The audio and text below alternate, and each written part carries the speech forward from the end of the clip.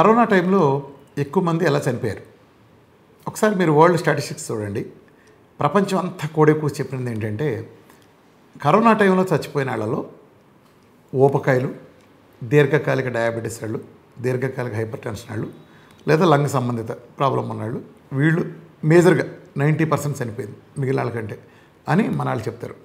ఎందుకని ఎలా జరుగుతుందంటే, ఇమ్యూనిటీ వీక్ కాబట్టి. వీళ్ళందరూ చెప్పిన కారణం ఏంటంటే, నేను చెప్పింది కాదు, WHO దగ్గర నుంచి వైద్య ప్రపంచంతో చెప్పిన మాట ఏంటంటే, వీళ్ళకి దీర్ఘకాలిక వ్యాధిగ్రస్తులకి ఇమ్యూనిటీ ఉండదు. ఎందుకంటే వాళ్ళు సుదీర్ఘకాలం మందులు వాడతారు. మందులు వాడే ఎవరికైనా సరే ఇమ్యూనిటీ ఉండదు. మందులకి ఇమ్యూనిటీకి ఎగనిస్ట్. ఇది అలోపతికి చెప్పే శాస్త్రమే. అట్లానే మీరు స్టెరాయిడ్స్ వాడినా, రెమిడిసివర్లో లేకపోతే ఇతరత్ర యాంటీబయాటిక్స్ వాడినా కూడా ఇమ్యూనిటీ చనిపోతుంది. అంటే ఇమ్యూనిటీ మ్యాక్సిమం సప్రెస్ అయిపోతుంది అనేది అందరికీ తెలిసిన విషయమే. కొన్ని ప్రాబ్లమ్స్ గురించి కావాలనే ఇమ్యూనిటీ ఓవర్ యాక్షన్ చేయకుండా ఉండటం కోసం వాళ్ళు ఇమ్యూనో సప్రెసెంట్స్ కూడా ఇస్తారు. ఇలా ఇమ్యూనిటీ తగ్గిస్తారు మందులు, అంటే కావాలని తగ్గించే కూడా ఉంటాయి. సో ఎప్పుడైతే ఈ మందులు వాడారో గుర్తుపెట్టుకోండి, ఇమ్యూనిటీ ఆటోమేటిక్గా సప్రెస్ అయిపోతుంది. లేదు హై పవర్ డోసెస్ వాడితే ఆల్మోస్ట్ చచ్చిపోతుంది ఇమ్యూనిటీ. అసలు ఇమ్యూనిటీ అంటే ఏంటి? ఇమ్యూనిటీ అంటే మన తరపున నిలబడి మన శత్రువులైన రోగాల మీద పోరాడే మన సైన్యం. భారతదేశానికి త్రివిధ దళాలు ఏ రకంగా మన సైన్యము, మన తరపున ఇమ్యూనిటీ అలాంటి సైన్యం. సో ఆ సైన్యం మందులతో చచ్చిపోతుంది. కరోనా టైంలో ఏం జరిగిందంటే మీరు గమనించండి, కరోనా డెత్స్ మీరు ప్రపంచంలో ఎక్కడ చూసుకున్నా ఇందాక నేను చెప్పిన డయాబెటిక్, దీర్ఘకాలిక డయాబెటిక్, బీపీ లేదా ఊబకాయం బాధితులకు కాకుండా ఎక్కువ మంది చనిపోయిన వాళ్ళలో ఎక్కువ పర్సంటేజీ హాస్పిటల్లో చనిపోయారు. బాలసుబ్రహ్మణ్యం గారికి ఇచ్చిన మందులు ఈ వీడియో చూస్తున్న ఏ ఒక్కరికి ఇచ్చినా వాళ్ళు ఖచ్చితంగా చచ్చిపోతారు. అది ఎటువంటి సందేహం లేదు. ఎందుకంటే మందుల ప్రభావం. నిజానికి ఏం జరిగింది మీరు గమనించండి. కరోనా టైంలో రోడ్డు మీద వెళ్ళే కూలాళ్ళు కానీ, పాలాళ్ళు కానీ, పనాళ్ళు కానీ, పల్లెటూరు ఉండే రైతులు కానీ వీళ్ళు ఎవరైనా చనిపోయారా? ఎంత పర్సెంటేజ్ చనిపోయారు? ఇంట్లో ఉండే ఆడాళ్ళు కానీ, మరి బజార్లో తిరిగే కుర్రాళ్ళు కానీ, చిన్నపిల్లలు కానీ చనిపోయిన సంఘటనలు చాలా తక్కువ. వేళ్ల మీద లెక్క పెట్టినందుకు కూడా లేవు. కానీ మీరు ఒక్కసారి మీరు ఈ చూస్తున్నంతా మీరు రివైజ్ చేసుకోండి. ఎక్కడి నుంచి చనిపోయిన న్యూస్లు మీరు సపోజ్ ఒక 20 మంది గురించి అన్నారు. ఆ 20 మంది ఎక్కడ చనిపోయారో చూడండి. హాస్పిటల్స్ నుంచి. దీర్ఘకాలం ఉన్నాడు, గుర్తుపెట్టుకోండి, షార్ట్ కాదు, దీర్ఘకాలం ఉన్నాళ్ళు ఎలా చనిపోయారు? నిజానికి వీళ్ళందరూ చనిపోయిన వాళ్ళందరూ ముదిరిపోయిన స్టేజ్లో వీళ్ళు చనిపోయిన వాళ్ళు ఉన్నారు. కానీ ఏమీ లేకుండా ఇప్పుడు బాలసుబ్రహ్మణ్యం తీసుకుంటే పాడవని అలాంటి వాళ్ళు లక్షల మంది ఉన్నారు. పాడవని స్టేజ్లో వెళ్ళి అంటే 95, 96లో ఉన్నప్పుడే వీళ్ళు కూడా ఈ మందులు వాడకం కారణంగా చనిపోయారు. ఏం జరిగిందంటే జాగ్రత్తగా గమనించండి. సపోజ్ ఒక సుబ్బారావు ఉన్నాడు. ఆ సుబ్బారావుకి పావలా ఇమ్యూనిటీ ఉంది. అతనికి పావలా కరోనా వచ్చింది అనుకోండి. జస్ట్ నేను ప్రజల భాషలో చెప్తాను మీకు. పావలా ఇమ్యూనిటీ, పావలా కరోనా అనమాకండి, మీకు అర్థం కావడం కోసం చెప్తున్నాను. సుబ్బారావుకి పావలా ఇమ్యూనిటీ ఉంది. అలానే అతను పావలా కరోనా వచ్చింది. అతను హాస్పిటల్కి వెళ్ళొద్దు అనుకున్నాడు. వెళ్ళొద్దు అనుకుని ఇంటి దగ్గర కూర్చున్నాడు. ఆ పావలా ఇమ్యూనిటీ పావలా కరోనాని కొట్టేసింది, అయిపోయింది. అతను సేఫ్టీగా బయటకు వచ్చాడు. సుబ్బారావు ఫ్రెండ్ అప్పారావు ఉన్నాడు. అప్పారావుకి పావలా ఇమ్యూనిటీ ఉంది. ఇప్పుడు పావలా కరోనా వచ్చింది. హాస్పిటల్లో జాయిన్ అయ్యాడు. జాయిన్ అవ్వగానే స్టెరాయిడ్లు, రెమిడిసివర్లు, యాంటీబయాటిక్స్ డోసు, మందుల డోసు మీద పడిపోయింది. ఈ డోసు ఎప్పుడైతే పడిందో ఆ పావలా ఇమ్యూనిటీ చచ్చిపోయింది. పావలా కరోనా అతను మింగేసింది. అట్లానే వీళ్ళ ఫ్రెండ్ ఇంకొక అతను ఉన్నాడు. మూడో ఎగ్జాంపుల్ వెంకటేశ్వరరావు ఉన్నాడు. ఈ వెంకటేశ్వరరావు ఎలా బయటపడ్డాడంటే అతను హాస్పిటల్కి వెళ్ళాడు, జాయిన్ అయ్యాడు, కానీ బయటకు వచ్చాడు. వెంకటేశ్వరరావు దగ్గర అద్రూపాయి ఇమ్యూనిటీ ఉంది. అతను పావలా కరోనా వచ్చింది. అతను హాస్పిటల్లో జాయిన్ అయ్యాడు.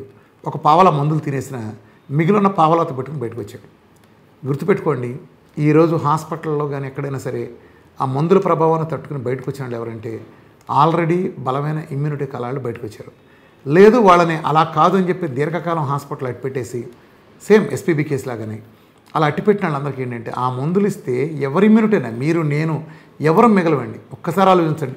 రోజుకి 60,000 రూపాయలు, 70,000 రూపాయల మందు. అసలు కరోనాకు మందు ఉందా? మందు లేని చోట చూడండి, ఫస్ట్ వేవ్ కానీ సెకండ్ వేవ్ కానీ మీరు చూడండి. రెమిడిసివర్ని ఒక దేవుడు చేసాం, రెమిడిసివర్ని ఒక దేవుడు చేసాం. అసలు అది లేనిదే లేదన్నాం. ప్రజల్లో ఒక ప్యానిక్ చేసాం. లక్షలు ఎంత బ్లాక్ అమ్మారో మనం చూసాం. ఆ రెమిడిసివర్లు కొట్టారు. చివరికి రెమిడిసివర్లు, స్టెరాయిడ్లు, ప్లాస్మా థెరపీలు, ఫావిపిరావిర్లు, హైడ్రోక్సిక్లోరోక్విన్లు ఇన్ని ప్రయోగాలు చేసాం. భయంకరమైన మందులు ఇచ్చాం. కొంతమంది డాక్టర్లు అయితే ఓపెన్గా పిలిపివ్వటం 1000 ఎంజీ స్టెరాయిడ్లు విచ్చలవిడిగా వాడేసాం.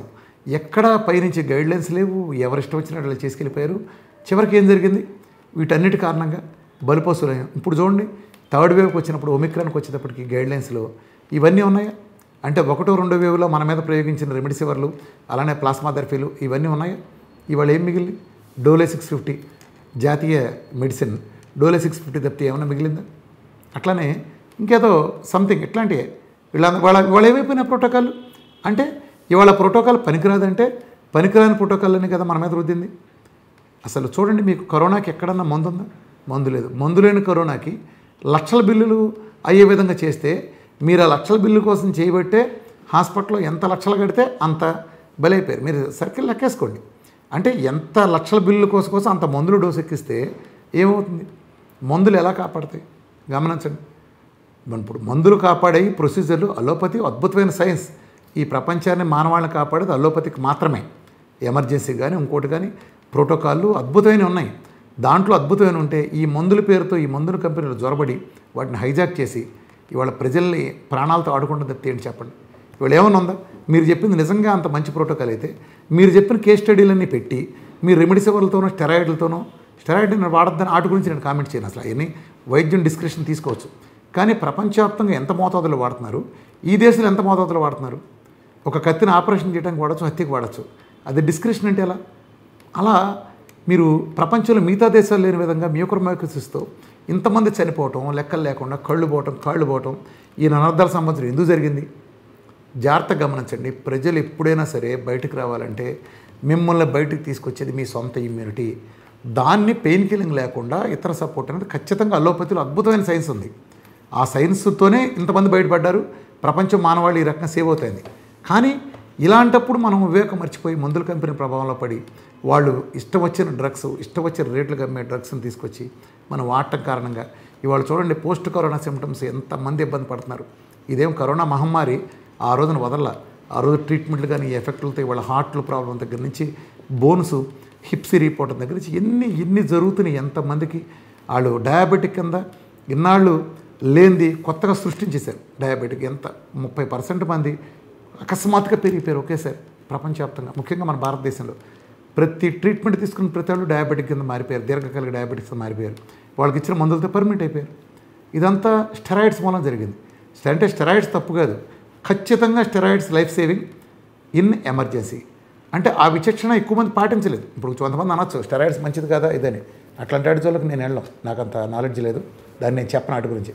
కాకపోతే కళ్ళెదురుగుండా జరిగిన వాస్తవాలు చెప్పాలి. 1000 ml స్టెరాయిడ్లు కొట్టండి డాక్టర్లు అలా ఉండి వెనకమాల బలయ్యారంటే వాటి గురించి ఖచ్చితంగా మాట్లాడాల్సి వస్తుంది. సో కాబట్టి వీటన్నిటికీ ముఖ్య కారణమైన డయాబెటిక్, ఊబకాయం, అట్లానే బీపీ లాంటి వాటిని బయటపడేయటానికి అలోపతికి దగ్గర కానీ ఇతరత్ర ఏ పత్తుల్లోనో హోమియోపతినో లేదా ఆయుర్వేదిక్లో కానీ ఎటువంటి పరిష్కారాలు లేవు. ఇవన్నీ నెక్స్ట్ వేవ్లు వస్తాయి, రావచ్చు. మీడియా కనుక ఖాళీ కనుక అయిపోతే ఉక్రెయిన్ యుద్ధాలు ఈ బిజీ అంతా అయిపోతే 4th వేవ్ కూడా తీసుకొచ్చిన తర్వాత ఒకవేళ వస్తే ఆ రోజైనా మిమ్మల్ని కాపాడేది గుర్తుపెట్టుకోండి. మందులు కాపాడలేవు, ఇమ్యూనిటీ ఉంచుకోండి. ఇవాళ కరోనా వచ్చింది, గిరోనా వచ్చింది, రేపు ఇంకో వంకాయ వస్తుంది. వీటిని నుంచి కాపాడేది మీ దగ్గర ఇమ్యూనిటీ ఉంటే ఏమీ చేయలేవు. సో ఇమ్యూనిటీ పెంచుకోవాలంటే ఆహార విధానం ఒక్కటే మార్గం. అలానే దీర్ఘకాలిక వ్యాధులైన షుగరు, బీపీ, అలానే థైరాయిడ్ లేదా ఇలాంటి ఊబకాయ లాంటివి మీరు దూరం చేసుకోగలటానికి ప్రస్తుతం అందుబాటులో ఉండే ఒకే ఒక్క సైన్స్ మార్గం మన డైట్. ప్రపంచంలో ఉండే పూర్తి స్థాయి డైట్ మన డైట్. ఇవాళ క్యాన్సర్లకు కూడా చిరునామాగా ఎదిగిన ఈ డైట్తో ఇవన్నీ కూడా అద్భుతంగా పరిష్కరించి కరోనాను మనం అద్భుతంగా ఎదుర్కోవడానికి అవకాశం ఉందని నేను ఖచ్చితంగా చెప్తాను.